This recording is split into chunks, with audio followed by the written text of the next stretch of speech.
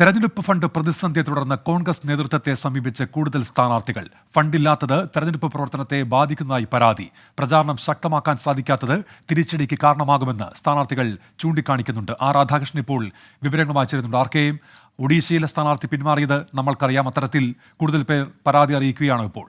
തീർച്ചയായിട്ടുമാണ് ഉന്മേഷ്. കോൺഗ്രസിനെ സംബന്ധിച്ച് അതിൻ്റെ സ്ഥാനാർത്ഥികൾ ഇപ്പോൾ പ്രവർത്തിക്കുന്നത് തെരഞ്ഞെടുപ്പ് ഫണ്ട് ഇല്ലാത്ത ഒരു സാഹചര്യത്തിലാണ്. മുൻകാലങ്ങളിൽ കോൺഗ്രസിൻ്റെ പതിവെന്നാൽ ദേശീയ നേതൃത്വമാണ് ഇവർക്ക് ഈ ഫണ്ട് എത്തിച്ച് നൽകിയിരുന്നത്. എന്നാൽ അതിൽ നിന്ന് വ്യത്യസ്തമായിട്ട് ഇത്തവണ സംസ്ഥാന ഘടകങ്ങളോട് ഫണ്ട് കണ്ടെത്തണമെന്നും അതിന് വേണമെങ്കിൽ പിരിവടക്കമുള്ള നടപടികൾ സ്വീകരിക്കാമെന്നും പറഞ്ഞിരുന്നു. പക്ഷേ അത് ഉണ്ടാകുന്നില്ല. പലയിടങ്ങളിലും അതിന് സാധിക്കാത്ത ഒരു സാഹചര്യവും ഉണ്ടായിരുന്നു.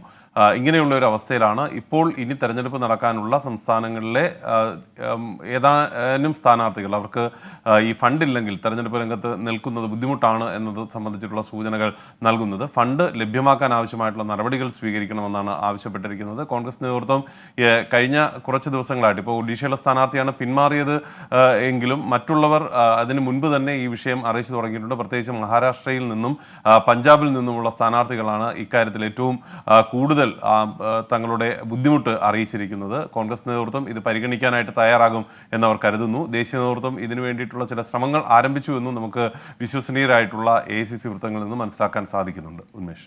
ശരി, ആർ രാധാകൃഷ്ണനാണ് വിശദാംശങ്ങൾ നൽകിയത്.